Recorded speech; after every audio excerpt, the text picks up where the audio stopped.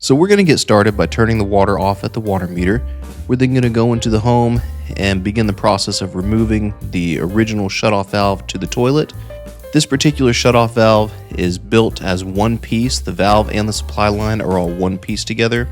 I'm really not a fan of these products. This particular product is not a great quality one anyway, but I also don't like products that combine the valve and the supply line together because it's not a great idea to reuse a supply line. They tend to leak shortly thereafterwards. So anytime I remove a supply line, such as when I'm repairing a toilet, I replace it with a new one. If I can't do that because it's one piece with a valve, then it's usually best to go ahead and replace the valve. The design of this particular valve is that you rotate it counterclockwise and eventually you can sometimes get it off. That's the way it's supposed to work, but it doesn't always work out too well. What you'll see here is that I eventually gave up trying to make that happen on this one. It was just taking far too long, and I just ended up cutting below the valve. Once I had the valve removed, I went ahead and removed the escutcheon, cleaned up the area a bit, and got the pipe cleaned up as well. I then installed a new HoldRite escutcheon. I really like these products. They actually grip onto the pipe. They're great when you're using a push-to-connect product. They're great when you're using any style product, because they actually hold the pipe in position and just keep it nice and firm, not just flopping around, especially useful if it's coming out the wall.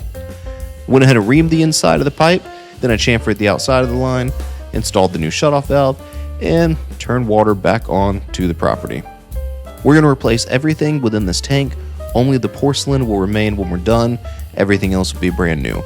So we start by sponging out the remaining water, or in this case I'm using paper towels. There's really not a whole lot of water in there at this point. We're then going to remove the two tank bolts that are holding the tank to the bowl.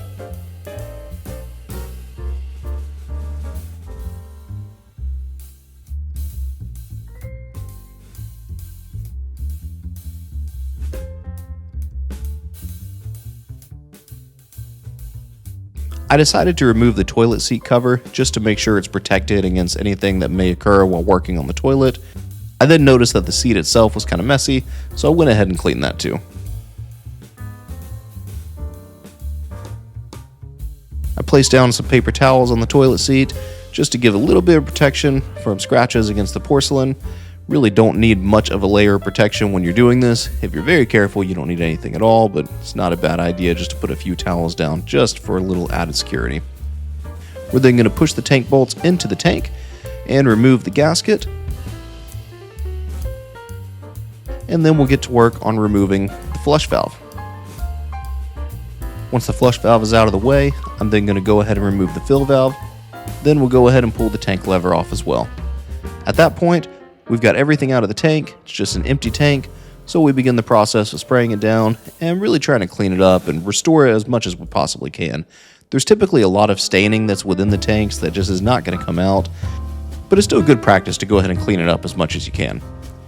Here you see me taking my measuring stick to determine the height of the hole that the tank lever goes through.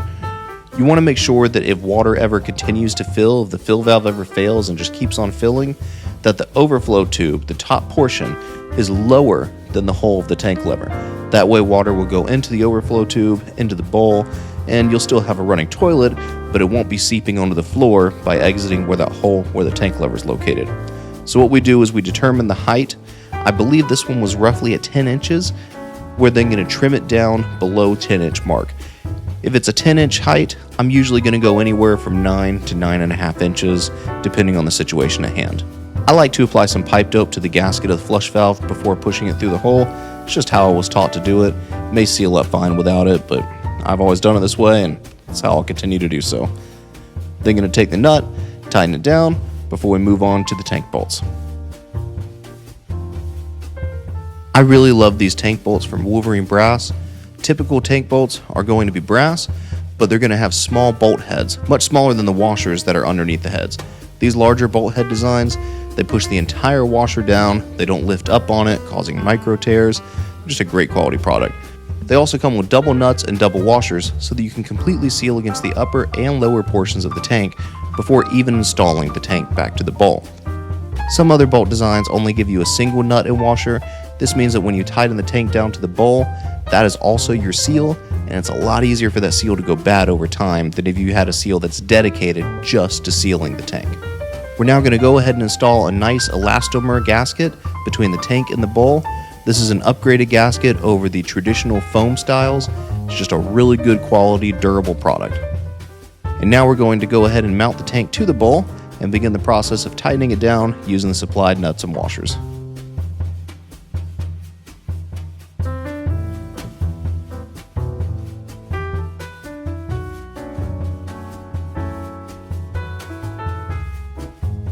We're now going to go ahead and install a nice Wolverine brass fill valve.